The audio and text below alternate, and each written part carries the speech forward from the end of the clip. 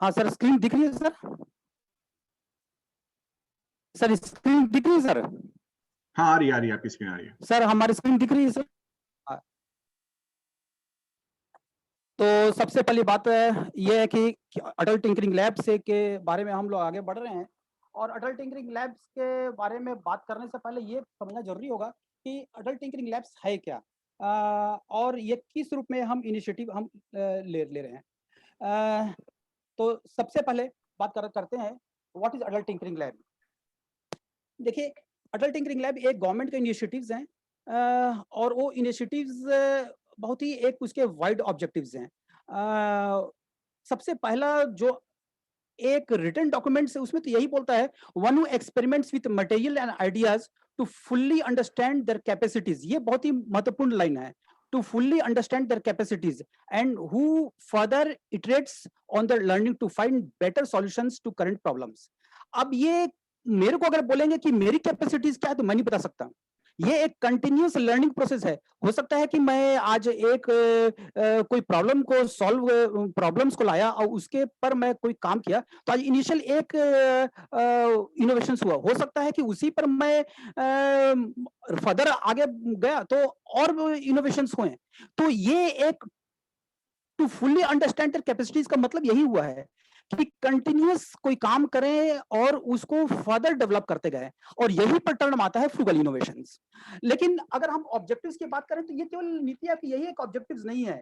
नीति आयोग ने जो साफ कहा है वो कहा है to foster creativity, curiosity and imagination in young minds and inculcate skills such as design thinking, computational thinking, such and. तो ये एक बात है, लेकिन सबसे बड़ी बात यह है कि ये तो एक रिटन ऑब्जेक्टिव्स है। मेन ऑब्जेक्टिव्स ये है कि जब हम कहीं एक किसी समाज में रहते हैं, किसी कम्युनिटी में रहते हैं, किसी सोसाइटी में रहते हैं, तो उस सोसाइटी के बहुत सारे प्रॉब्लम्स होते हैं। हम सोसाइटी में जाएं और उन प्रॉब्लम को लें, उसको इनोवेट करें, उसको एक सॉल्यूशंस दें और सोसाइटी को वापस कर दें। ये सिंपल लैंग्वेज में है, और यही चीज है, ताकि हमारी एग्जिस्टेंस है वो सोसाइटी के लिए है और हम अपनी सोसाइटी के लिए प्रूव करें। अब जब टिंकरिंग की बातें हो गई तो what is Atal tinkering lab. Atal tinkering lab means ये जो इनिशिएटिव्स हैं, अटल टिंकरिंग लैब्स, ये हमारे जो भूतपूर्व प्रधानमंत्री थे अटल बिहारी वाजपेयी, उनको हमने समर्पित किया हुआ है। That is Atal tinkering lab. अब क्या होता है कि जब अटल टिंकरिंग लैब्स के में हम बातें किए हैं, तो जैसे ही हमको टिंकरिंग लैब से प्रोवाइड की जाती है थ्रू वेरियस कैपेसिटीज, मतलब आप पहले एक एग्जाम देते हैं, फिर उसमें से बहुत सारे जो लीगलिटीज होती हैं उसको करने के बाद अगर आप सिलेक्ट हो जाते हैं, तो हमको बहुत सारी चीजें मिलती हैं, जैसे सेंसर्स मिलते हैं, मिलते हैं, फिर आपको 3D प्रिंटर्स मिलते हैं, फिर रोबोटिक्स किट मिलते हैं, फिर आपको माइक्रो प्रोसेसर मिलते हैं। ये जो भी चीजें हैं हम उसको लेते हैं। ये जो इनिशिएटिव है 2016 से स्टार्ट हुआ था, और जो फर्स्ट टाइम जो अलॉट हुए थे वो 247 लैब्स को हुए थे। अब ये जो चीजें मिल गई हमको, जितने भी एपेरेटस मिल गए, अब उससे क्या होता है कि ये तो सीधे कोई ये उम्मीद नहीं कर सकता है कि we are the teachers and हम एक टेक्नोक्रेट बन जाएं। तो इसके लिए एक प्रोसेस है, और वो प्रोसेस ये रखा गया है कि continuous training of the teachers. एक ट्रेनिंग नहीं, कंटिन्यूअस ट्रेनिंग। और वो कंटिन्यूअस ट्रेनिंग का सबसे पहला है अनबॉक्स ट्रेनिंग। अनबॉक्स ट्रेनिंग जो है वो नीति आयोग करता है, और ये डिफरेंट प्लेटफॉर्म्स में होते रहते हैं। कोई जरूरी नहीं कि एक ही जगह होते हैं, हर संस्था में अनबॉक्स ट्रेनिंग चलते रहते हैं। और इस ट्रेनिंग्स में जो फैमिलियर कराया जाता है वो do it yourself kit, sensors, different types of sensors, जितने प्रकार सेंसर्स आप ले सभी सेंसर, सॉइल सेंसर से लेकर के जो आप हीट सेंसर से लेकर के अब जितने भी सेंसर्स आप समझ सकते हैं, सभी की इंट्रोडक्शन किया जाता है। फिर उसके बाद डू इट योरसेल्फ किट, फिर रोबोटिक्स, रोबोटिक्स में भी हमको हैंडशेक किए जाते हैं, और 3D प्रिंटर, जो कि एक हमारी संस्था के लिए, हमारे एरिया के लिए एकदम नई है 3D प्रिंटर्स। अब उसके बाद रोबोजी में आपको कोडिंग बताई जाती है, रास्पबेरी पाई की कोडिंग बताई जाती है, फिर आर्डुइनो की कोडिंग बताई जाती है। ये 3-4 चीज़ें है और ये कंटिन्यूअस 4 टू 5 डेज़ रहता है। ये पहली ट्रेनिंग हुई जो इसको कहते हैं हम अनबॉक्स ट्रेनिंग। सेकंड ट्रेनिंग्स होते हैं जिससे आपने सामान प्रोक्योर किया है, वो 2 प्रकार की ट्रेनिंग देते हैं। पहला देते हैं एट द स्टेशन और दूसरा देते हैं out of station. At the station से के में यही चीज़ें होती हैं ताकि व्यक्ति के जो भी टीचर्स हैं, जो भी स्टूडेंट्स उनके व्यूज़ खुलें और वो एक परिचित हों सामानों से आई ओ कैसे परिचित हों? उनके विभिन्न प्रकार के उपयोग। वहाँ पर हमको ये नहीं बताया जाता है कि आपको प्रोजेक्ट कैसे डेवलप करेंगे। उस वर्किंग क्या है, ये बताई जाती है।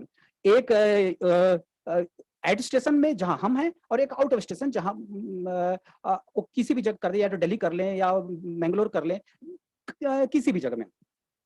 अब ये जब पूरा प्रॉब्लम्स हमको ट्रेनिंग दे दी गई है, सब कुछ कर दी गई है, तब उसके बाद हम आगे बढ़ते हैं और उसके बाद सोसाइटी में जाने का प्रयास करते हैं। अब सोसाइटी में जाने के पहले हम ये बोलूँगा कि टिंकरिंग इम्पोर्टेंट क्यों है? टिंकरिंग इतने जो वर्ड चल रहे हैं, तो मैं जो समझता हूँ ये सबसे बड़ा थॉमस एडिसन की बात जो मेरे को सबसे सटीक लगती है। वो कहें कि कोई भी आप एक इनोवेशन करें, एक कोई भी प्रॉब्लम उठाएँ और उसको इनोवेशन करें। ये कोई गारंटी नहीं है कि आप पहली बार में इनोवेशन किए, कोई भी बात में किए और वो सक्सेस हो जाएँ। हो सकता है कि 10-10 बार सक्सेस ना हो। हम 6-6 महीने तक एक भी प्रोजेक्ट नहीं बना पाते हैं। हो सकता है कि हम 1 महीने में 2 प्रोजेक्ट बना लें, 3 प्रोजेक्ट बना लें। ऐसे भी होते हैं। तो मेरे को थॉमस एडिसन का जो वर्ड है सबसे अच्छा लगता है, I have not failed but I have found just 1000 ways that won't work. ये सबसे बड़ी बात है। और टिंकरिंग बच्चों के लिए क्या इंपॉर्टेंट है? Tinkering is important because it can help children understand how things are made. अभी अगर हम एक पेन की बातें करें, पेन ले लें, तो हम केवल पेन को लिखते हैं, लेकिन पेन के अंदर में कितने आइडिएशंस हुए हैं, कितने डिजाइन थिंकिंग हुए हैं, ये हमको नहीं मालूम है। उस प्रोसेस को उनको वो समझ सकें, टीचर समझ सकें और एक अनस्ट्रक्चर्ड टाइम में, अनस्ट्रक्चर्ड मीन्स इसे कोई टाइम लिमिट नहीं है कब आप ये करें सक्सेस हो और उस अनस्ट्रक्चर्ड टाइम लिमिट में आप अपने आइडियाज को टेस्ट कर सकें। इसलिए ये इम्पोर्टेंट है। एक प्रोसेस वो फॉलो कर सके तो ज़्यादा वो बेटर है। इसे मैंने कुछ हमारे वीडियोज़ हैं जो कि यूट्यूब में हमने किए हैं, ये इसको हम बाद में डिस्कस करेंगे। अब जब भी हम कोई बातें करते हैं, प्रोजेक्ट लेते हैं, जैसे मैंने जो काम किया है, मैं अपने लैब में I have made 9 work stations and each work station comprises of 6 to 7 students. So total हमारे एक दिन के वर्क स्टेशंस में 63 से 70 स्टूडेंट्स हो जाते हैं। अब इसमें हम क्या करते हैं, पर वर्क स्टूडेंट्स को हम ये कहते हैं कि आप इस एरिया में जाइए, जैसे आप रिवर पॉल्यूशन की ओर जाइए। वो हमारी कंपल्सन नहीं है। वो जो उस वर्क स्टेशन के जो स्टूडेंट्स हैं, उनकी कैपेसिटी, उनकी एबिलिटी, उनका मेंटल फ्रेम और सबसे बड़ी बात है उनकी इंटरेस्ट। उस टेबल की इंटरेस्ट कहाँ पर है, उसके अनुसार हम उसको बोलते हैं कि आप उस जगह में जाइए। लेकिन ध्यान रखेंगे there should be no harm of the academic achievements. आप एकेडमिक्स में कोई हार्म नहीं होना चाहिए। इसलिए हम अपने काम को शाम को एट इवनिंग 4:30 से स्टार्ट करते हैं और हम बच्चे जो हैं और टीचर्स 8 एएम को आ जाते हैं और 4:30 से स्टार्ट करते हैं और ये काम जो है रात को 11 और 11:30 जैसे ही पाते हैं कंटिन्यूअस विदाउट वर्क चलता है। हमारे पास जो बच्चे हैं, वो बच्चे एक एवरेज पॉवर्टी लाइफ भी नहीं बोलूँगा, बिलो एवरेज पॉवर्टी लाइन बोलेंगे। लेकिन जैसे आप मानेंगे कमल कीचड़ में खिलते हैं। हमारे बच्चों की कंडीशन यही है। वो इकोनॉमिक रूप से भले ही वीक हैं, वो इकोनॉमिक रूप से भले ही अच्छे नहीं हैं, लेकिन उनमें कुछ करने की मादा है। कुछ करने का एक जोश है, कुछ करने की एक अभिव्यक्ति है, कुछ करने का एक सोच है। और आगे बढ़ते हैं। अब बच्चे को हम सोसाइटी में भेज दिए। अब बच्चे वहाँ पर एक लीगल फॉर्म्स प्रोसीजर अडॉप्ट करते हैं। जैसे सर्वे करना, जैसे उनसे बात करना, ग्रुप ऑफ सोसाइटी से स्पॉट्स देखना और उस स्पॉट्स को देख करके वो प्रॉब्लम आइडेंटिफाई करते हैं और आइडेंटिफाई करने के बाद आते हैं। पर डे वो टीम नहीं जाती है, हर दिन एक-एक टीम सोसाइटी में निकलती है और वो अपने प्रॉब्लम्स को लेके आते हैं।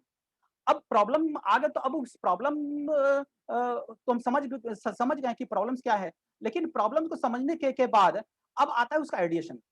उस टेबल में 7 बच्चे हैं, तो हम क्या करते हैं उस 7 बच्चे के साथ एक मेंटर्स को एडॉप्ट करते हैं।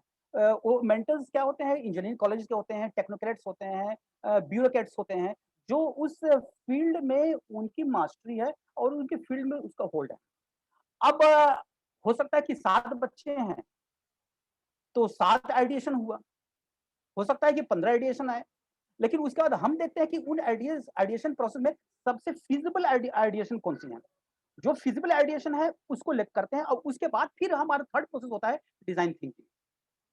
अब डिजाइन थिंकिंग में फिर हम क्या करते हैं पूरे मेंटर्स और बच्चों के साथ बैठ करके उस प्रॉब्लम में डिस्कस करते हैं और ये कंटिन्यूअस चलता है 8 पीएम 9 पीएम 10 पीएम इसका कोई लिमिट नहीं है। डिजाइन थिंकिंग करने के बाद जब पूरा हम डिजाइन आ गए उसके कई चीजें कई डायग्राम बनते हैं, कई डायग्राम्स को फॉलो होते हैं, कई डायग्राम्स फॉलो नहीं होते हैं और उसका एक डॉक्यूमेंटेशन किया जाता है और उसका finally with the help of mentors मैं एटीएल इंचार्जेस के हिसाब से एक प्रॉब्लम्स को हम सेट करते हैं और उस डिजाइन को सेलेक्ट करने के बाद फिर हम प्रोडक्ट डेवलपमेंट की ओर जाते हैं। प्रोडक्ट डेवलपमेंट में जो भी सामान है उसको तय किया जाता है और उस के अनुसार प्रोडक्ट बनता है।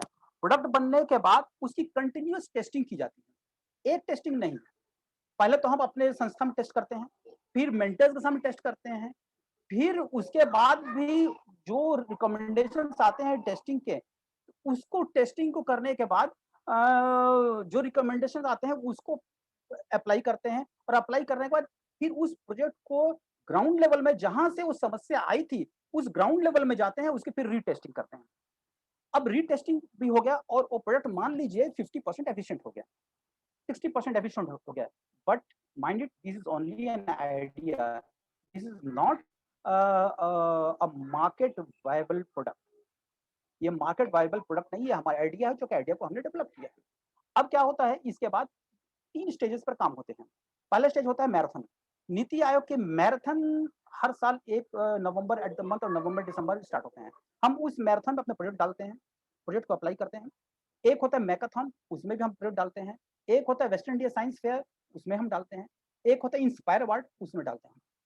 अब मैराथन में जब प्रोजेक्ट जाता है तो it is valued bye eminent scientist और एमिनेंट साइंटिस्ट के बाद वो वैल्यूएशन करने के बाद उस प्रोडक्ट को अगर एक्सेप्ट किया जाता है, प्रोडक्ट एक्सेप्ट किया है तो उसकी हमको इंटीमेशन दी जाती है, yes your product is accepted, you are on the top 30, you are on the. अब उसके बाद हम लोग एसआईपी प्रोग्राम होते हैं, स्टूडेंट इनोवेटर्स प्रोग्राम। आपके प्रोडक्ट को रिफ्रेश कैसे करें, उस समय आपके देश के टॉप मोस्ट साइंटिस्ट जो हैं, आईआईटियंस हैं, टेक्नोक्रेट्स हैं, ये आपके साथ बैठते हैं, आपके प्रोजेक्ट के साथ बैठते हैं, उस प्रोजेक्ट को रिफाइन करते हैं और रिफाइन करने के बाद आप एक वायबल कमर्शियल प्रोडक्ट डेवलप किया जाता है और वो उस प्रोडक्ट के बाद आपकी मार्केट एनालिसिस की जाती है, पिच डेवलपमेंट किया जाता है। ये पूरे स्टूडेंट्स इसमें एक इनटेक होते हैं। ये इतने प्रोसेस फॉलो किए जाते हैं पर आपको प्रोजेक्ट्स के पर प्रोडक्ट्स को और जब प्रोडक्ट आ जाते हैं तब फिर आप एक एंटरप्रेन्योरशिप की बातें होती हैं और उसके बाद आपको पेटेंटिंग की बातें होती हैं। अब हम लोगों ने इसको किस लिए किया है, कोविड टाइम्स इसलिए बात किया कि आज के समय में हमारे जितने भी प्रोजेक्ट्स हैं वो सब अलग हो गए हैं। वो मेन अब आ गया है कोविड पीरियड में हमने क्या काम किया। अब कोविड के पीरियड में जो बात होती है पहले होते हैं टिंकरिंग फॉर कोविड, एक पर्सनल टिंकरिंग फॉर कोविड और एक है कोविड टिंकरिंग इन कोविड टाइम्स। अब हम टिंकरिंग फॉर कोविड करें तो 2 प्रकार की चीजें होती हैं, एक क्लिनिकल एक नॉन क्लिनिकल। क्लिनिकल में वैक्सीन बनाना, डोज बनाना, ये हमारे बस की बात नहीं है क्योंकि ये एक अलग फेज है। तो दूसरा आता है नॉन क्लिनिकल। नॉन क्लिनिकल में ये एक अवेयरनेस प्रोग्राम कैसे फैलाएं ये भी एक बात होता है और दूसरी चीज कैसे हम स्टाफ को सपोर्ट करें। जैसे हमने इस फील्ड में काम किया और एक हमने डॉक्टर रोबोट बनाया। डॉक्टर रोबोट का काम ही है कि वो डॉक्टर्स को असिस्ट करे अभी हम हमारे पास डाटा आया लगभग 10,000 डॉक्टर्स इफेक्ट हो गए थे और उसमें से कई डॉक्टर्स का डेथ हो गया था। तो डॉक्टर्स की लाइफ हमारे लिए बहुत ही महत्वपूर्ण है। तो डॉक्टर्स के लिए हम किए तो they can operate this robot from a minimum 300 meters और वो रोबोट जाएगा, सैनिटाइज़ करेगा, उनका टेम्परेचर लेगा, उनके वाइबल टेस्ट लेगा, फिर डॉक्टर से इंटरेक्शन कराएगा फिर डॉक्टर्स के कमांड देखेगा और उसके अनुसार उसको मेडिसिन ला के देगा, उसको खाना ला के देगा। इस पूरे प्रोसेस में डॉक्टर और मरीज के बीच में फिजिकल कॉन्टैक्ट्स नहीं है। ये प्रोजेक्ट हमने बना कर दिया। अभी हम इसकी लीगैलिटीज़ की बातें नहीं करेंगे क्योंकि हमने नीति आयोग को भेजा हुआ है। ये हो गया आपको सेकंड पार्ट की बातें हुई हैं। अब हम आगे बढ़ते हैं।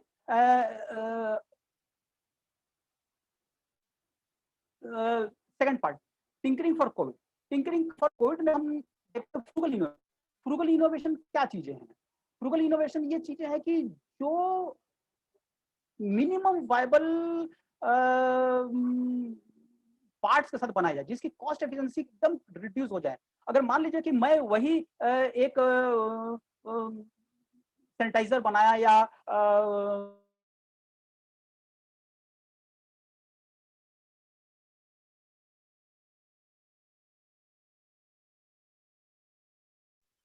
लगता है बैंडविड्थ की प्रॉब्लम है। मैं आग्रह करूंगा कि सब लोग अपना वीडियो बंद कर लें। If you can switch off our videos तो शायद उनकी बैंडविड्थ थोड़ी ठीक हो जाए।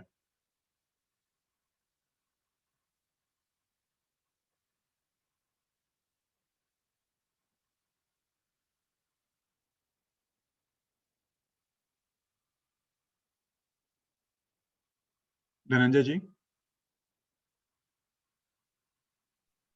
Sir Dhananjay sir meeting leave कर गए हैं शायद, नहीं आ गए, ज्वाइन कर रहे हैं सर। हाँ,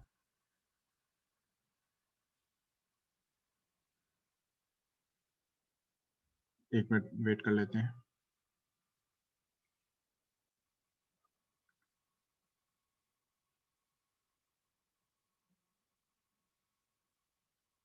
ये बहुत ही मतलब अभी तक माइंड ब्लोइंग अभी तक प्रेजेंटेशन चल रही है ये। Yes sir. जो प्रोसेस बता रहे हैं वही प्रोसेस हेलो यहाँ पर समझाई जाती है। आइए आइए धनंजय जी, वीडियो ऑफ कर लीजिए ताकि बैंडविड्थ बची रहे। हम सब ने वीडियो ऑफ कर लिया है और स्क्रीन फिर से शेयर कर दीजिए प्लीज। Okay sir.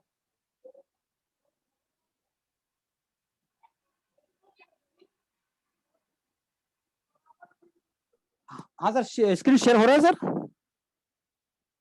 हाँ हो हेलो। रहा है, आप दिख रही है हाँ स्क्रीन आपकी। हाँ। तो अब मैं कह रहा था कि जब हमने एक प्रोडक्ट बनाया, मान लीजिए कि एक सैनिटाइजर रोबोट बनाया, उसमें हमने कोडिंग कर दी। जब हमने कोडिंग कर दी तो उसका कॉस्ट एफिशिएंसी बट नेचुरल बढ़ जाएगा। एक हम एक मैकेनिकल प्रोसेस से रोबोट बनाए, सैनिटाइजेशन मशीन बनाए, इसकी कॉस्ट एफिशिएंसी कम हो जाएगी। हम यहाँ पर सबसे बड़ी बात देखते हैं कि कॉस्ट एफिशिएंसी किसकी कम है और उस प्रकार के हम अपने प्रोजेक्ट को डिजाइन करते हैं। ये टर्म होता है, उसको कहते हैं फ्रूगल इनोवेशन। इस प्रकार के तीनों हमने सैनिटाइजेशन मशीन बनाए थे। एक थ्रू ड्रोन बनाया था, एक मैकेनिकल प्रोसेस बनाया था, बाई प्रोग्रामिंग बनाया था। तीनों प्रोसेस होते हैं, बट कॉस्ट एफिशिएंसी चूंकि मैकेनिकल प्रोसेस में कम है, हम प्रेफर करते हैं सेकंड पार्ट को। ये चीज़ हमको बहुत ध्यान देने की बात होती है कि फ्रूगल इनोवेशन से हम कैसे हम आगे आगे बढ़ें। अब हम इसको आगे बढ़ते हैं कि अब नेमिंग की बात होती है। तो नेमिंग नीति आयोग तय नहीं करता है। नेमिंग कोई अथॉरिटी तय नहीं करता है। नेमिंग हम अपने तय करते हैं और ये तय करते हैं लोकल लैंग्वेजेस के अनुसार, लोकल बात के अनुसार। लोकेलिटी में कैसे है? जैसे हमने एक अटल कृषि मित्र की बातें की थी, वो फार्मर्स फ्रेंड है। इस प्रकार के हम करते हैं। अब आता है कि इसके बाद हम बातें करते हैं कि किस-किस पॉइंट्स पर हम अपने इनोवेशंस कर सकते हैं। क्या-क्या बातें हो सकती हैं? तो उसमें जो मेन एरिया ऑफ कंसर्न्स होते हैं, वो मेन एरिया ऑफ कंसर्न्स होते हैं। सबसे पहला हम लेते हैं जो कि हमारी लोकेलिटी की बातें होती हैं, एग्रीटेक सेक्टर। एग्रीटेक सेक्टर इसलिए हम प्रेफ़र किए हैं क्योंकि एग्रीटेक सेक्टर में ये देखा गया है कि जो मीडियम क्लास के जो फार्मर्स हैं, जो स्मॉल स्केल फार्मर्स हैं, वो ज़्यादा सुसाइडल कर रहे हैं। और उसके बहुत से कारण हैं। हम उस फील्ड में नहीं जाएँगे कि क्यों सुसाइड कर रहे हैं, क्यों क्यों सुसाइड नहीं कर रहे हैं, हम इस फील्ड में नहीं जाएँगे। बट वो ऐसा कर रहे हैं और इसका चीज़ क्या होता है सुसाइडल का उनके एक्सपेंसेस बढ़ जाते हैं। उस एक्सपेंसेस को कम करने के लिए कोई एक टेक्निक है, वो उसको हम करते हैं एग्रीटेक सेक्टर में, ताकि एक फार्मर्स को कम पैसे में अच्छी मशीन मिले। दूसरा हम करते हैं क्लीन एनर्जी सेगमेंट में। क्लीन एनर्जी सेगमेंट्स में सोलर एनर्जी ये बहुत हो चुका है। इसके अलावा कोई चीज़ है क्या? इस पर हमने काम हमको करने की आवश्यकता है। इस पर हमने बातें की थी कि जब हम एक जिम जाते हैं तो जिम में काइनेटिक एनर्जी जो यूज़ होती है, तो क्यों ना हम उसको कन्वर्ट कर दें इलेक्ट्रिकल एनर्जी में उसको सेव कर दें। ये एक सेकंड पार्ट हुआ। थर्ड वेस्ट मैनेजमेंट में आप देखिए कि जो वेस्ट आपके सोसाइटी में एक हैज़र्ड था, जो सोसाइटी को आपको पॉल्यूट कर रहा था, क्या उसी से हम आपके सोसाइटी को एक अच्छी जीवन दे सकते हैं क्या? इसी संदर्भ में हमने एक मोक्षा डिज़ाइन किया था। मोक्षा मीन्स एक डेड बॉडी ऐश मैनेजमेंट सिस्टम का एक हमने एक बनाया था, जो कि डेड बॉडी ऐश जो रिवर को पॉल्यूट कर रहा था, वही रिवर को के बाद आपके मैन्योर बन गया और मैन्योर बनने के बाद जितने पेड़-पौधे हैं, उस पर आप काम कर सकते हैं। तो ये जितने प्रोसेस हैं, हम इस प्रोसेस को अप्लाई करते हैं। Waste management, water resources, smart mobility, architect and design और making classroom more interactive, special ability person, pollution, cyber crimes, disaster management और हेल्थ एंड वेल-बीइंग पर हम बात करते हैं। और इस पर हम प्रोजेक्ट्स बना करके हम करते हैं। अब कई लोग क्या करते हैं कि जो भी आपके एक प्रॉब्लम स्टेटमेंट है, वो अपने ले लेते हैं। अपने लैब में ले लेते हैं, वो सोसाइटी में नहीं जाते हैं। उससे क्या होता है वो कभी साइंटिफिक नहीं होता, वो केवल आपके अज़म्पशन्स के पर है। वो कभी भी आपके साउंड नहीं है, वो कि आपके सोसाइटी की डिमांड नहीं है। ऐसे अगर आप अपने लैब में बैठ करके अगर कोई प्रॉब्लम स्टेटमेंट करते हैं तो वो कभी भी वर्क नहीं कर सकता है। और जब आप कम्युनिटी में जाएँगे तो सर्वे तो ज़रूरी बात है और जो इस प्रकार के प्रोसेस से आगे बढ़ता है, वही सक्सेस होते हैं और वही अच्छी इनोवेशंस बातें होती हैं। ये हमने कुछ बातें की हैं ये हमारे अटल कृषि मित्र हैं, जो कि फार्मर्स फ्रेंड हैं और ये इस प्रोजेक्ट को पेटेंट मिल चुका है, जो कि हमारे लैब में डेवलप किया था और ये जो तीनों बच्चे दिख रहे हैं, they are very average students. Average students means क्या है? देयर फैमिलीज़ क्या बोला जाए कि वो ब्रेड एंड बटर्स के लिए स्ट्राइव कर रहे हैं। They are striving for bread and butters. ऐसे बच्चे हैं बट इनमें जो कैलिबर है वो बहुत ज़्यादा है। ये हमने एक जो जानवर हैं, जो काउज़ हैं, बफ़ेलोज़ हैं, इनमें foot mouth and foot disease हो जाता है। इसके लिए हमने एक डिज़ाइन किया था। ये भी पेटेंटिंग के करीब ही है। ये जो डिफरेंट टाइप्स का ये डिज़ाइन एंड स्ट्रक्चर का है। फिर ये आपको वेलनेस एंड हेल्थ बीइंग के प्रोडक्ट्स हैं। तो इस प्रकार के हम जो बातें करते हैं और आगे बढ़ते हैं, ये बहुत ही बात है। अब बच्चों के लिए उनके माइंडसेट को अच्छे होना चाहिए, इसके लिए हम हमेशा न्यूरो लिंग्विस्टिक प्रोग्राम करते हैं, एनएलपी करते हैं, ताकि बच्चे मेंटली रूप से बहुत ही स्ट्रॉन्ग हो सकें। और स्ट्रॉन्ग की बातें तो हम जब तक नहीं होंगे तब तक हम बच्चे हम आगे नहीं बढ़ सकते हैं। ये एक जो हमने बातें की हैं, जो हम काम करते हैं नीति आयोग के अटल इनोवेशन मिशन के क्या है, ये एक छोटे से प्रोजेक्ट्स हैं। अब मैं एक एक आपको एक और एक बातें करता हूँ, एक छोटी-सी बात है और रह गई है और उसके बाद मैं इस प्रेज़ेंटेशन को समाप्त करूँगा और 5 मिनट की और बातें हैं और 5 मिनट की बातें के बाद मैं अपने प्रेज़ेंटेशन को समाप्त करूँगा। अब इतना करने के बाद हमको फ़ायदा क्या होता है? हम कहाँ पर हम रह पाते हैं और कैसे हम आगे बढ़ते हैं? छोटी-सी बात है। अ, हम हमने इंडिया को रिप्रेजेंट किया इंटरनेशनल रोबोटिक कॉम्पिटिशन दुबई में। ये एक न्यूज़पेपर कटिंग्स हैं जो कि हमारे पास हमारे संदर्भ में बातें की गई थी, और यही जो बच्चे हैं जो दुबई में रिप्रेजेंट किए थे, ये फ़ायदा ये हुआ कि उन कॉलेज ने उनको फ्री रूप से एक्सेप्ट कर लिया, इनको कॉलेज की कोई फ़ीस नहीं देनी पड़ेगी, और ये लेटर ऑफ इंटेंट है। ये सब जो हमने दुबई में किए थे, रेलवेज़ ने हमारे साथ एक एमओयू किया गया है, जो हमने प्रोडक्ट बनाया था मोक्षा, उस प्रोडक्ट को इंस्टॉल करने के लिए। अ, यही चीज़ मैं बोल रहा था, मोक्षा जो है, जो डेड बॉडी ऐश को एक मैन्योर के रूप में कन्वर्ट करता है, ये यही एक मशीन है। अ, फिर नोबेल प्राइज़ में भी जो गोवा में हुआ था, हम वहाँ पर गए थे, हमको कॉल किया गया था नीति आयोग की तरफ से। वो नोबेल प्राइज़ में भी हमने अपनी बातें रखी हुई हैं। ये नोबेल प्राइज़ जब हम बातें की हैं, उसके समय का फिक्स है। फिर उसके बाद अटल इनोवेशन मिशन, नीति आयोग ने हमारे दुबई की जीत को नेशन प्राउड कहा है। अ, फिर हमको विज्ञान भवन में भी को सम्मान दिया गया है। अटल इनोवेशन मिशन के डायरेक्टर्स ने हमको सम्मानित किया है एज़ अ टॉप इनोवेटर्स। उसके लेटर ऑफ अचीवमेंट्स की हमने बातें हमको दी गई हैं। फिर हमने प्राइम मिनिस्टर मोदी और प्रेसिडेंट पुतिन के साथ हमने अपना प्रेजेंटेशन दिया हुआ है, और ये उसका हमको एक सर्टिफिकेट भी इशू हुआ है फ्रॉम एएम सीरियस सेंटर। ये आपको वर्ल्ड रोबोटिक्स ओलंपियाड की बातें हम की हैं। दूरदर्शन ने हम पर डॉक्यूमेंट्री बनाई हुई है। आईआईटी में हमको कॉल करके ट्रेनिंग दिया गया है, और wall of fame, NITI Aayog के वॉल ऑफ फेम में हम पहले हैं, फर्स्ट कैंडिडेट हैं जो कि हमको जगह मिली हुई है, और उसका टॉपिक था फ्रॉम ए थैस्ट हट टू राष्ट्रपति भवन। ये मैकाथन के हमारे विनर्स हैं। अभी तक मैकाथन के 3 सीज़न्स हुए, तीनों में विनर्स हुए हैं। मैराथन के 3 सीज़न्स हुए, तीनों में हम विनर्स रहे हैं।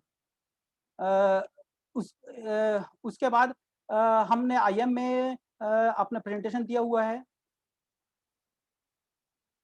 फिर ये राष्ट्रपति भवन में राष्ट्रपति साहब ने हमको बुलाया, जो अटल कृषि मित्र है, उसके बारे में बात करने के लिए, उस पर हमने अपना प्रेजेंटेशन दिया। अटल कृषि मित्र जिसके बारे में बात किया, वो पेटेंट हो चुका है, वो पेटेंट हमको मिल चुका है। ये जो पेटेंट जो मशीन आई बन करके, वो ये मशीन है, फिक्स है। नीति आयोग ने हम कहा कि ये बाल वैज्ञानिक को इस महीने एक पेटेंट मिला, जो पहली बार नीति आयोग ने तय किया है। ये रहा आपके अटल इनोवेशन मिशन, अटल टिंकरिंग लैब और हमारे लैब्स के बारे में कुछ जानकारियाँ इस प्रेजेंटेशन के माध्यम मैंने बात की हैं। धन्यवाद, thank you. Dhananjay ji, thank you very very much. एकदम माइंड ब्लोइंग प्रेजेंटेशन। इतना आपका जो सक्सेस रहा है, जो एक जो वो हेडलाइन थी, thatched roof to the presidential palace, ये कोई आसान चीज नहीं है। जो आपने जो भारत के इनोवेशन को निकाल कर आपने जो इतना ये काम किया है, तो मेरे एक आध सवाल है, लेकिन उससे पहले मैं प्रदीप नारायण मिश्रा जी को आमंत्रित करता हूँ, उनको इनवाइट करता हूँ कि आप एक वोट ऑफ थैंक्स अगर धनंजय जी को दे सकें तो। Thank you. प्रदीप जी। जी, आप सभी को नमस्कार। क्या मेरी आवाज पहुंच रही है? जी हाँ, जी हाँ। अपना परिचय दें और हाँ एक सर, वोट ऑफ आ थैंक्स रही है दे सर दें। आवाज। मैं प्रदीप नारायण मिश्र हरदोई यूपी से हूं, और साइंस कम्युनिकेटर के क्षेत्र में मैंने साइंस कम्युनिकेटर के रूप में काम कर रहा हूं। नेशनल लेवल पर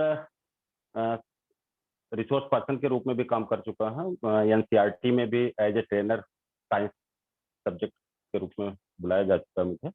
और सबसे पहले मैं अपने बड़े भाई डॉक्टर धनंजय पांडे जी का आभार व्यक्त करना चाहूँगा कि जो इस पटल पर आकर के हम सब लोगों को जो है कि वो क्या कर रहे हैं, किस प्रकार से हम वंचित वर्ग के बच्चों को आगे बढ़ा सकते हैं, ये पूरा विस्तार से उन्होंने मंच पर रखा।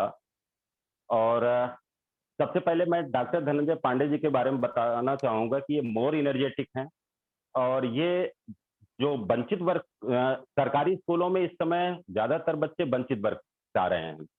जितना ये समय दे रहे हैं विद्यालय के बाद, प्राय जो है 10 बजे 11 बज जाते हैं, संडे को तो फुली ये लैब में ही मिलते हैं, और वो भी कई बार मैंने फोन किया है तो पता लगा कि संडे को भी 9 बजे रात तक वहीं लैब में ही काम कर रहे हैं।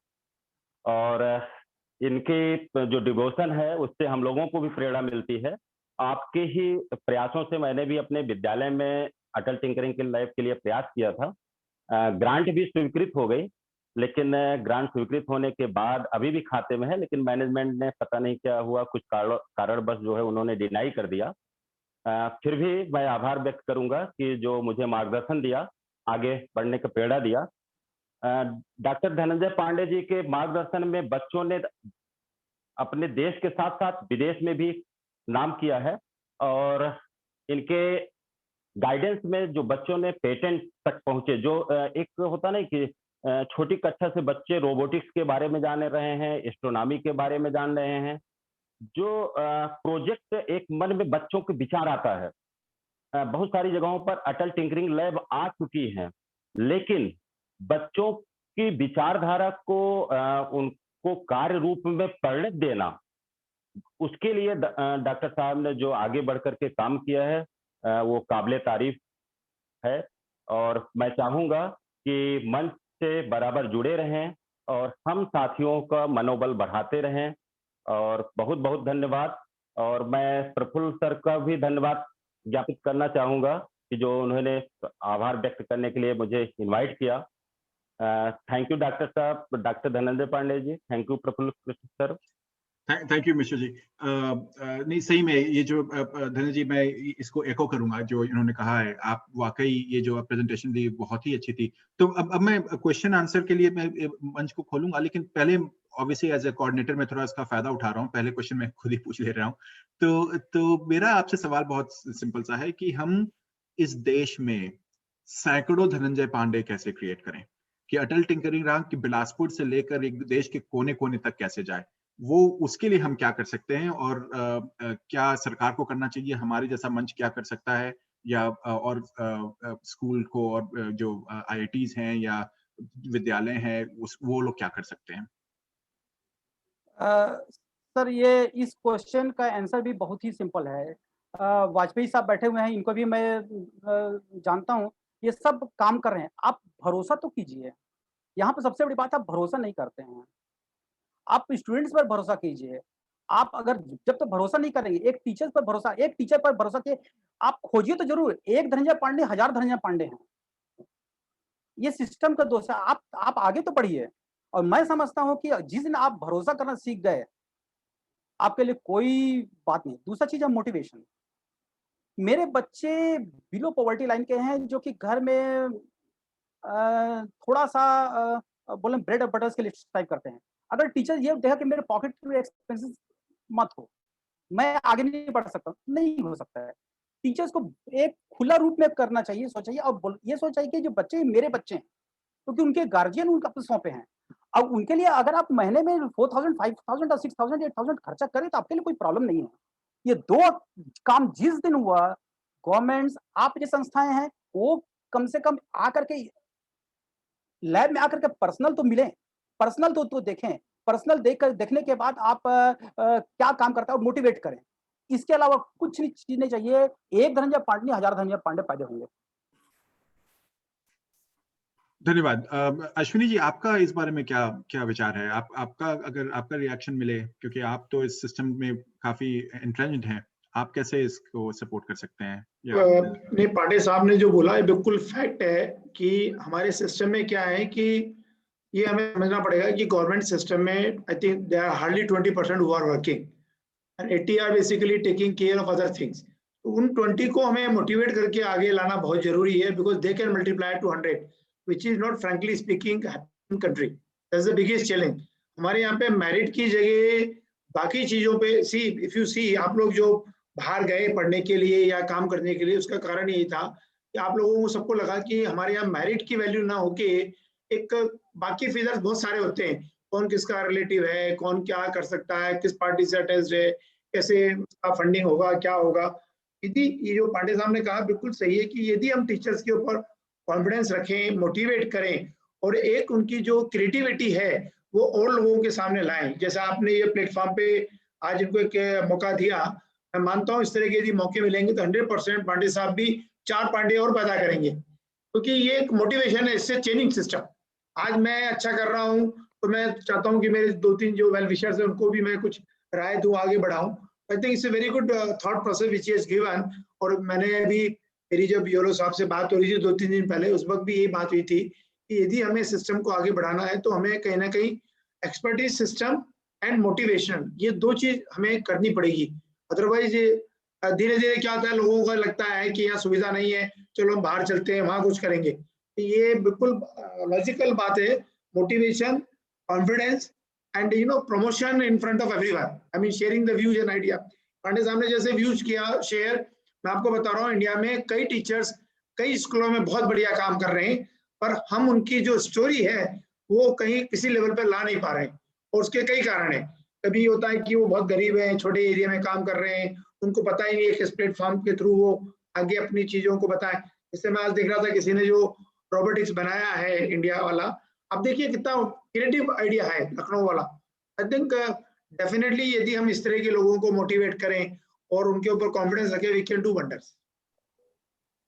Thank you Ashwini ji. प्रदीप जी आपका हैंड रेज है, please go ahead. Thank you Prafull sir.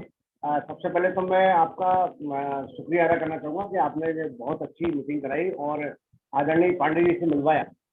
और आपके बाद जब मैंने अमृतांशु जी और मिश्रा जी से बात की तो फिर मुझे नंबर भी मिला, मैंने आज दिन में सबसे बात भी की। कहने को तो उनकी बात से मैं बिल्कुल एग्री करता हूँ कि टीचर पर भरोसा करना चाहिए।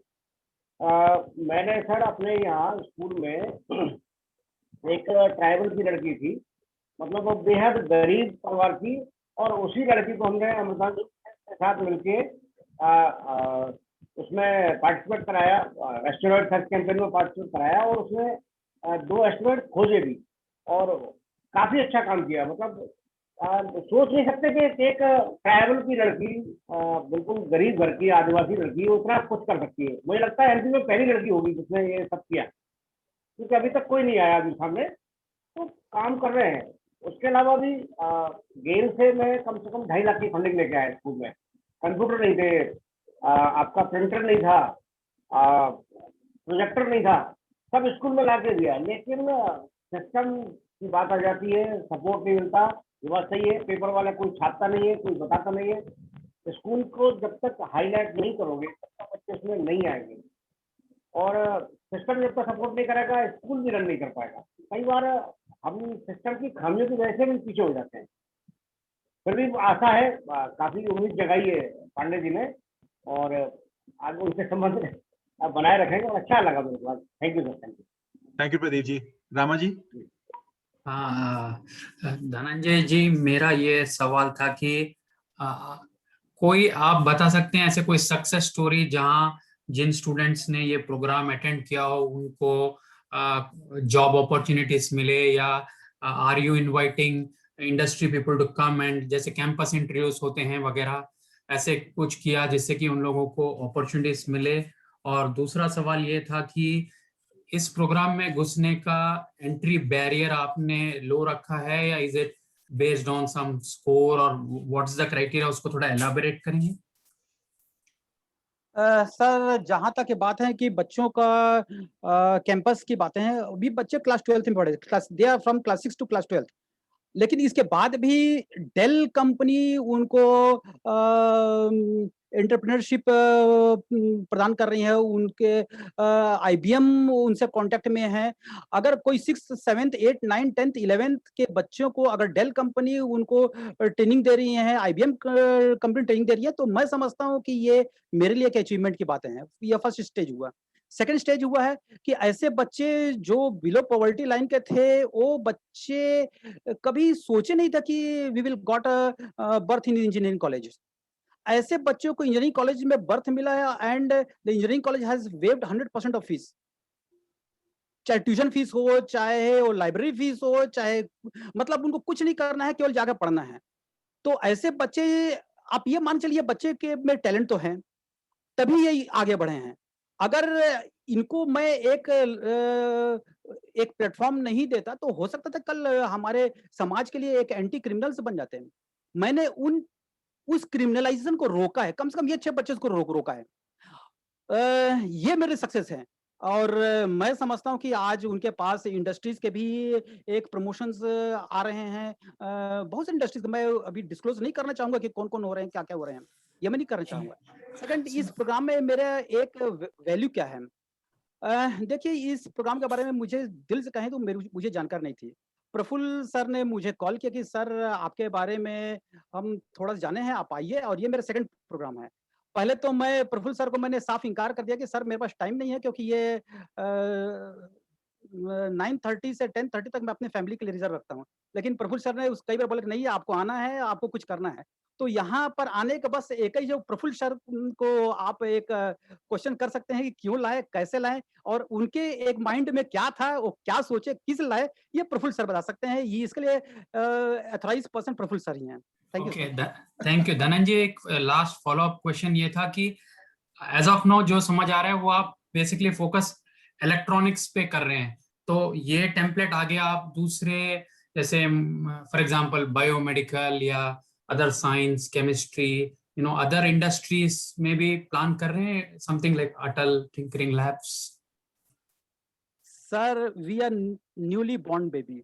हमारा अच्छा। अभी एज हुआ है, 4 इयर्स हुआ है सर, और अभी हम यूथ भी नहीं हुए हैं, हम एकदम न्यूली बॉर्न बेबी हैं। 4 इयर्स हमारे लिए कोई बहुत बड़े टाइम नहीं है। Please give us the time and you will see the difference. Dhananjay, so मैं आपको बताता हूँ मैं क्यों इतना एक्साइटेड हूँ आपके बारे में सुनकर। इंडिया के बारे में जो, जैसे हमारे यहाँ यूएस में रहता हूँ मैं, राइट, तो जो इंडिया के बारे में जो परसेप्शन है कि इंडियन सॉफ्टवेयर बड़ा अच्छा बना सकते हैं लेकिन एक्चुअल प्रोडक्ट नहीं बनाते हैं, कि उनसे एक्चुअली आप हार्डवेयर का काम कराएं तो इंडिया काफी देश जो है पीछे चल रहा है। और तो ये बात ये एक नंबर 1। नंबर 2, यहाँ पर एक वो मेकर इनोवेशन के करके एक बड़ा सा मूवमेंट आया हुआ है। मैं सैन फ्रांसिस्को की बात कर रहा हूँ, यूएस की नहीं, सैन फ्रांसिस्को का। आप जानते हैं सैन फ्रांसिस्को काफी टेक्नोलॉजी एडवांस सिटी है, और यहाँ पर बच्चों को इससे की जो आप जो टिंकरिंग लैब की जो आप बात कर रहे हैं, वो यहाँ के मतलब बड़े बड़े प्राइवेट स्कूल्स में, या आप मतलब पैसे देकर उस तरह से करके यहाँ पे बच्चे काफी वैसा कर रहे हैं। लेकिन उसके रिजल्ट्स आ रहे हैं कि उसका एंटरप्रेन्योरशिप से बहुत तगड़ा कनेक्शन है, कि वो जो बच्चे अपने इस मेकर लैब ये सब में अच्छा करते हैं, वो 10-15 साल बाद जाके अपनी कंपनियां खोलते हैं, अपने प्रोडक्ट बनाते हैं और अपना वो इनोवेशन करते हैं, वेल्थ जनरेशन करते हैं। तो जब मैंने आपके बारे में सुना कि आप ये चीज एक वो एसी स्कूल से निकाल कर आप अब एक गांव के बच्चों तक पहुंचा रहे हैं, तो उससे अच्छी बात हो नहीं सकती। अगर ये आपके जैसे अगर सैकड़ों धनंजय पांडे खड़े हो गए आपके मार्गदर्शन में ही देश में, तो वो इतना बड़ा इनोवेशन पुश आ सकता है अगले 10 साल में कि मतलब तकदीर बदल जाए। तो इसलिए मैं बहुत एक्साइटेड हुआ। और इसमें मैं आपसे एक और आग्रह करूंगा कि अगर वो जो टीम है, अगर उनके पास समय हो, क्योंकि वो तो बहुत बिजी है, उनका इंजीनियरिंग चल रही है, तो वो भी अगर आके अगर प्रेजेंटेशन दे कि उनकी क्या जर्नी रही आपके मार्गदर्शन में, तो वो इस ग्रुप को काफी उससे इस ग्रुप को काफी आइडिया मिलेगा और उनके कनेक्शन भी बढ़ेंगे। इस ग्रुप में कई सारे लोग हैं जो कि उनको और मदद कर सकते हैं जैसे जैसे जैसे टाइम गुजरे। तो एक आध कमेंट और लेते हैं। प्रदीप जी, आपका हाथ फिर से उठा है, तो अगर आपको कुछ और ऐड करना था। डॉक्टर धनंजय पांडे जी अटल टिंकरिंग लैब को क्रियान्वयन तो कर ही रहे हैं, प्लस बिपनेट क्लब के द्वारा भी वो बच्चों को आगे बढ़ा रहे हैं। एक और इनकी जो हम लोगों को प्रेरणा देती है, इन्होंने अपने जो निकट के संभ्रांत व्यक्ति हैं, जो एनजीओ जो वगैरह हैं, उनसे विद्यालय के लिए काफी कुछ सामग्री, जैसे टेलीस्कोप हुआ और काफी हाई क्लास का बच्चों को एस्ट्रोनॉमी से जोड़ने के लिए कई कई एक कंप्यूटर वगैरह ये भी संसाधन भी उपलब्ध कराएं। ये नहीं है कि जो गवर्नमेंट से हमें ऐड मिला है वो उसका चूंकि सीमित बच्चों तक ही उपयोग हो सकता है। इन्होंने जो भी इंफ्रास्ट्रक्चर मिला था उसको जन समुदाय के सहयोग से इतना ब्रॉड स्तर पे ले गए हैं कि जिससे काफी बच्चे लाभान्वित हो रहे हैं। जैसे अभी बात आई कि केवल रोबोटिक्स या इलेक्ट्रॉनिक्स के क्षेत्र में, ऐसा नहीं है। ये कृषि एग्रीकल्चर के भी क्षेत्र में काम कर रहे हैं, और प्लस ये रोबोटिक्स तो इलेक्ट्रॉनिक्स तो है ही है, क्योंकि वो एटीएल लैब मेन उसी की है। लेकिन अटल टिंकरिंग लैब में कोई भी ऐसा ब्रांच नहीं है जिसको ये न टच कर रहे हों। वो अलग बात है। अभी जो जैसे कहा कि न्यूली चाइल्ड वाले उसकी बात कर रहे थे, तो अभी चूंकि शुरुआत है, बच्चे प्रोजेक्ट कर रहे हैं, तो चूंकि प्राय बातचीत होती रहती है, हम लोगों को मोटिवेशन मिलता रहता है, तो हम लोग यही चाहेंगे कि इनका निरंतर मार्गदर्शन जो है टीम को मिलता रहे तो बेहतर रहेगा। बिल्कुल सही, बिल्कुल you. सही। तो अच्छा, अब सुजाता जी आपका आखिरी कमेंट लेते हैं। अब इसके बाद मीटिंग हम लोग थोड़ा सा क्लोज की ओर बढ़ेंगे। दो चीजें और करनी है मुझे। एक, रेणुका जी को सुजाता जी के कमेंट के बाद आमंत्रित करूंगा, वो अपने ऐप के बारे में थोड़ा बोलें, और फिर कुछ अपडेट्स मैं जिस्ट के बाकी एक्टिविटीज के बारे में दे दूंगा, और फिर उसके बाद मीटिंग क्लोज हो जाएगी। इनफॉर्मली हम लोग बात करते रहेंगे। इसमें एक और बात कहना चाहूंगा, कुछ नए लोग दिख रहे हैं आज। आपसे आग्रह है कि अगर आप ऑलरेडी व्हाट्सएप ग्रुप पर नहीं हैं एजुकेशन उसके, तो प्लीज या तो आप, मैं अपना ईमेल डाल देता हूं, प्लीज आप मुझे ईमेल कीजिए ताकि मैं आपको वहां ऐड कर सकूं और हम लोग जुड़ के काम कर सकें। सुजाता जी। फर्स्ट ऑफ ऑल बहुत बढ़िया प्रेजेंटेशन और आपके डेडिकेशन के लिए हैट्स ऑफ। एक ही क्वेश्चन था मेरा यहाँ पर कि बच्चों का तो हमने बात कर लिया, मगर are we training even the teachers, या टीचर्स को कैसे हम मतलब इस प्रोसेस में लेके आते हैं? क्योंकि कभी कभी हमको लगता है मतलब ये पता चलता है कि स्टूडेंट्स की मतलब स्टूडेंट्स हैं रेडी, पर टीचर्स की कमी होती है, या नॉलेजेबल टीचर्स या ट्रेन टीचर्स की कमी होती है। तो ऐसा कुछ प्रॉब्लम आपने कभी फेस किया है, या is it not that going that way? मतलब है आपके पास वॉलंटियर्स हैं, टीचर्स हैं जो मोटिवेटेड हैं और आके पढ़ाने के लिए तैयार हैं? Madam thank you. मैंने कहा था ना कि हम हर महीने ट्रेनिंग प्रोग्राम्स करते हैं for the teachers and the students. ऐसा कोई महीना नहीं होगा जो कि हम एक वर्कशॉप टीचर्स के लिए नहीं किए हैं। हर महीने टीचर्स के लिए करते हैं, उसमें स्टूडेंट्स भी रहते हैं, और इसकी रिपोर्टिंग हमको नीति आयोग करनी पड़ती है उनके डैशबोर्ड में। थैंक यू वेरी मच, क्योंकि शायद मैंने वो part because of internet connection सुना नहीं था। तो ये इसके YouTube पर, हम अपने चैनल के YouTube पर इसको डाल देंगे, और ये मैं लिंक भेज दूंगा सबको। आपसे फिर आग्रह है कि अगर आप ऑलरेडी WhatsApp पर नहीं हैं तो प्लीज मुझे ईमेल कर दें, मैं अपना नंबर ईमेल कर दें, मैं आपको ऐड कर दूंगा। सबसे कह रहा हूँ। अब आगे बढ़ते हैं। Renuka ji, please take the charge और please update us about the app development जो आप कर रही हैं, which I also think is a very interesting initiative. Let me share my screen for that.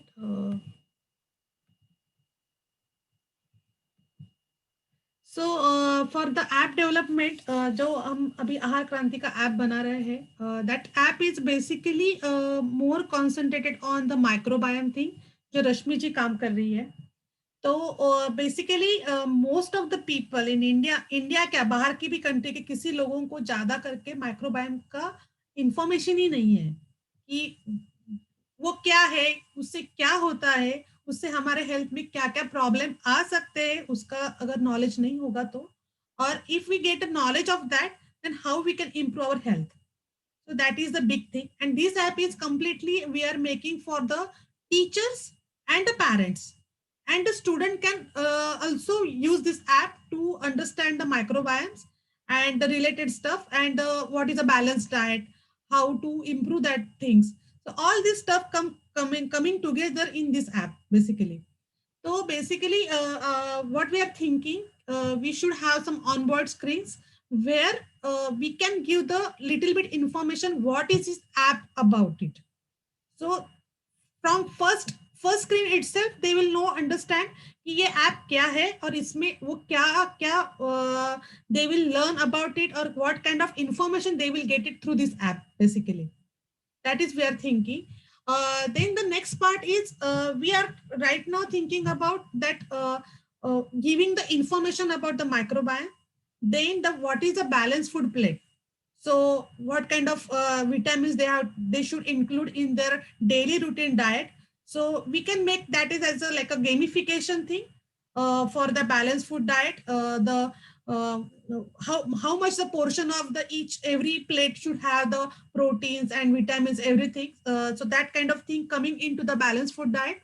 Then we will provide it some recipe for the school children's, like a parents, everyone is very much, there is a hassle all the time that what should give to the children in their lunch boxes or for the dinner or the breakfast.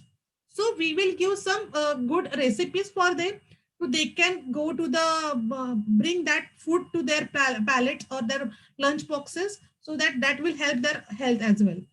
And the third thing, as a parent, everyone is worried about their children, that they have some kind of common problems like concentrations one, or the any skin diseases which is related to the microbiome.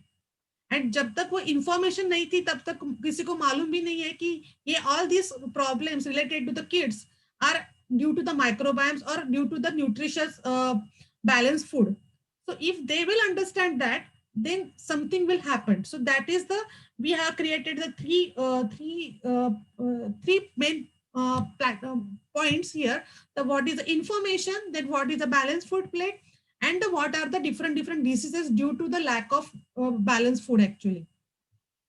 And then each part of that we will start with some questionnaires. So it is a little like a common question we can ask them for the kids or the parents, that do you know this kind of thing. And these are the simple, this option 1, option 2, something kind of little bit of gamification of that.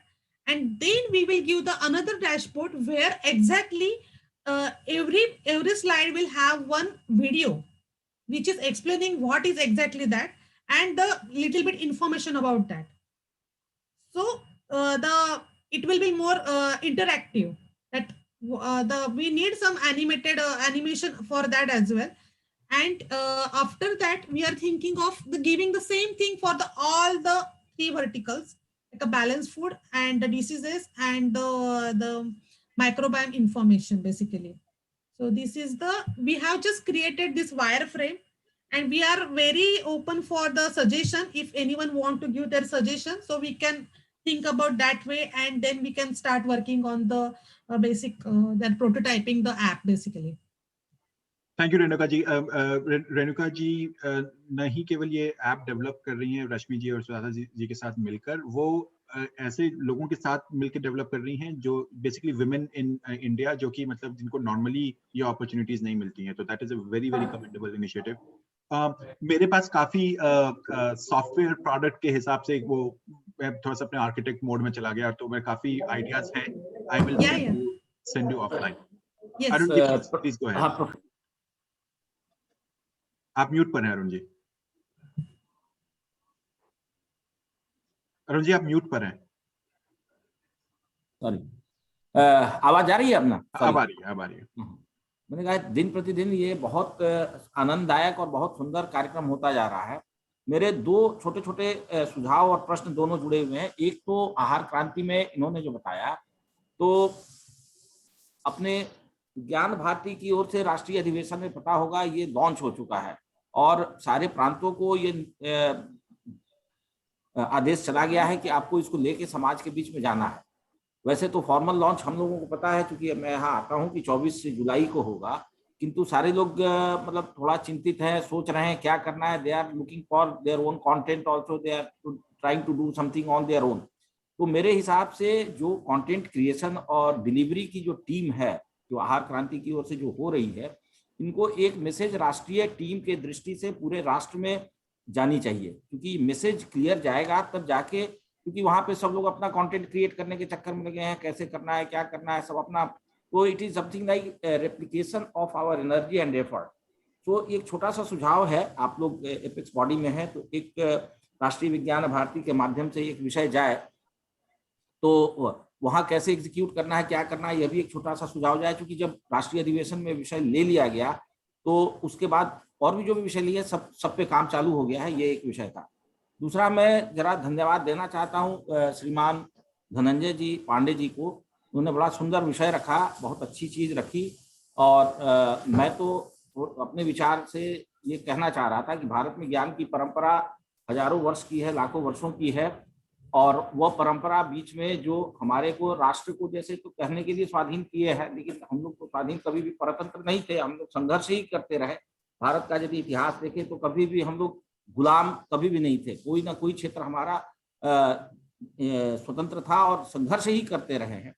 तो ये, लेकिन जो स्वतंत्रता संग्राम हुआ और जो हम लोग को 1947 में जो मिली, तो उसके जो कर्णधार थे वो कर्णधार मूल रूप से सारे के सारे विदेश से पढ़ के आए। सबने बैरिस्ट्री की, मैक्सिमम बैरिस्टर थे, बैरिस्ट्री करके आए, जो जितने भी थे वो सारे लोग जो थे पाश्चात्य संस्कृति, पाश्चात्य पठन पाठन से आए थे। तो जो भारतीय मूल से हम लोग जो अलग हो गए थे, वो सारी चीजें जो हैं अभी जैसे अटल टिंकरिंग लैब के माध्यम से अपने राष्ट्र में आ रहा है, बड़ा हर्ष और आनंद का विषय है। मेरा एक प्रश्न है उनसे कि अटल टिंकरिंग लैब्स कितने हैं और इसको कैसे हम लोग प्रोलिफरेट कर रहे हैं? ये एक छोटा सा प्रश्न है श्रीमान धनंजय जी से। सर अभी एक सर्वे है, उस सर्वे के अनुसार है टोटल इंडिया में जो अडल्ट टिंकरिंग लैब्स हैं वो लगभग 7,500 हैं, और ये जो नेक्स्ट 2 इयर्स में 20,000 हो जाएंगे। और मैं सभी से ये करूँगा कि अगर इस संदर्भ में जैसे प्रफुल्ल सर ने कहा कि एक प्रोग्राम और करते हैं, तो डेफिनेटली हम कर सकते हैं। थोड़ा सा हमारे लैब को ओपन हो जाने दीजिए बच्चों के लिए। मैं तो पर डे लैब जाता हूँ कोविड के कारण, तो डेफिनेटली हम लैब से हम अपना प्रोग्राम कर लेंगे, और उस समय हम बच्चों के साथ ये भी देख कर आप करेंगे कि किस प्रकार बच्चे काम कर रहे हैं, कैसे इनकलकेट कर रहे हैं, वो भी एक बात हो जाएगा। तो ये बात है 2 साल के अंदर में मोदी गवर्नमेंट का बहुत ही अच्छे ये प्रोग्राम है, और आप लोग के मोटिवेशन की जरूरत है, और मोटिवेशन करते रहेंगे हम आगे, ऐसे काम करते रहेंगे। Thank you Dhananjay ji. नहीं तो ये मैं तो अभी this is a good segue into the updates for the education segment. तो एजुकेशन ट्रैक आप में से कई लोगों को पता है, हम लोग इस चीजों पे चिंतन करते रहते हैं कि किस तरह से इंडिया में एजुकेशन रिलेटेड जितने भी चैलेंजेस हैं, जो नई जो दुनिया है हमारी AI ड्रिवन, प्रोडक्ट ड्रिवन जो दुनिया है, रोबोटिक्स ड्रिवन दुनिया है, इसमें हम किस तरह से देश को लेके आगे आ सके। और उसके पांच उसके आयाम है। मैं कई बार इसको बोल चुका हूँ, लेकिन एक बार मैं फिर से रिपीट कर देता हूँ, कुछ लोग नए हैं आज यहाँ पर। उसके 5 आयाम है कि फर्स्ट ऑफ ऑल कि जो हमारे जो कॉलेज के ग्रेजुएट्स हैं वो इंडस्ट्री के लिए रेडी नहीं है, उनको हमें ज्यादा रेडी कैसे बनाया जाए। नंबर 2, जो हमारे कॉलेजेस में जो एडमिशन सिस्टम है वो केवल एक एग्जाम के बेस पर होता है, चाहे आप वो IIT के एग्जाम ले लीजिए, चाहे बोर्ड के एग्जाम ले लीजिए, उसको हम मल्टी डायमेंशनल कैसे कर सके कि उसमें थोड़ा सा लीडरशिप और इस तरह की चीजें भी आ सके। नंबर 3 कि जो हमारे जो हाई स्कूल के स्टूडेंट हैं वो केवल इंजीनियरिंग और मेडिकल के पीछे भाग रहे हैं, जो कि बड़े अच्छे करियर हैं, लेकिन उनको जरा हम और कैसे इंस्टिगेट कर सकें कि और भी करियर्स हैं, एग्रीकल्चर हो गया, कॉमर्स हो गया, लॉ हो गया, इस तरह के करियर्स में हम कैसे ज्यादा रोल मॉडल्स उनको दे सकें। नंबर 4 जहां पे अटल जी आपके प्रयास सबसे ज्यादा साकार हो रहे हैं, वो ये है कि जो अभी जो मिडिल स्कूल और हाई स्कूल में हमारी जो वो है, जो विद्या की जो शैली है, वो बहुत ही पेडांटिक है, बहुत ही टेक्स्ट बुक ड्रिवन है। उसमें कैसे हम वोकेशनल एजुकेशन ला सकें, कैसे हम कोडिंग ला सकें, कैसे हम टिंकरिंग ला सकें। और नंबर 5 है कि प्राइमरी एजुकेशन में किस तरह से हम टेक्स्ट बुक से निकलकर एक मल्टी डायमेंशनल एजुकेशन दे सके। तो ऑब्वियसली ये बड़े-बड़े प्रॉब्लम्स हैं, हम हर सब कुछ नहीं कर सकते हैं। 2-3 इनिशिएटिव्स जो चल रहे हैं इस ग्रुप में, एक तो है real world problems in AI, जो कि पहले आयाम के लिए है कि पहले किस तरह से हम इंजीनियर जो हमारे आ रहे हैं, ग्रेजुएट जो हो रहे हैं, उनको कैसे हम रियल वर्ल्ड ट्रेनिंग दे सकें, उसके लिए हम प्रॉब्लम सेट्स और डेटा ढूंढ के कर रहे हैं। मेरे पास पिछले वीक से आगे कोई अपडेट नहीं है, मैं बहुत ही व्यस्त था आहार क्रांति से रिलेटेड, बट इस वीक मैं इस पे फोकस करूंगा, तो हो सकता है अगले वीक हम लोग इसको लॉन्च एक सॉफ्ट लॉन्च उसका कर पाए।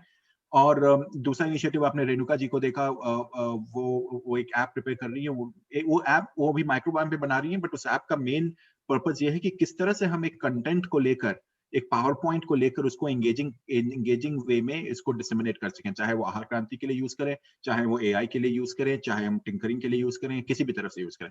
और तीसरा आहार क्रांति के एजुकेशन मॉड्यूल्स हैं जो कि चल रहे हैं। उसमें अरुण जी जो आपने कहा, वो हमारा पहला मॉड्यूल अब तैयार है, वी आर रेडी। अब इसको सॉफ्ट लॉन्च करना, वो फॉर्मल लॉन्च तो होगा जब होगा 24 जुलाई को, लेकिन उसके लिए एक सॉफ्ट लॉन्च करना है, और उसमें सबको ये जो है विज्ञान भारती हो गया, और उसी के शिक्षा शिल्पी हो गए, विद्यार्थी मंथन हो गए, हर जगह इसको अब लॉन्च करना है, तो उस पर काम चल रहा है। तो इसके साथ मैं मीटिंग फॉर्मली क्लोज करता हूँ। मैं इसको अभी मैं रिकॉर्डिंग बंद कर दूंगा। आप लोग को अगर कहीं जाना है प्लीज आप feel free to log out, कोई दिस नो हर्ट फीलिंग्स। लेकिन अभी हम लोग अगर कुछ लोगों को रुकना है तो हम और बातें अपना चर्चा चलती रहेगी।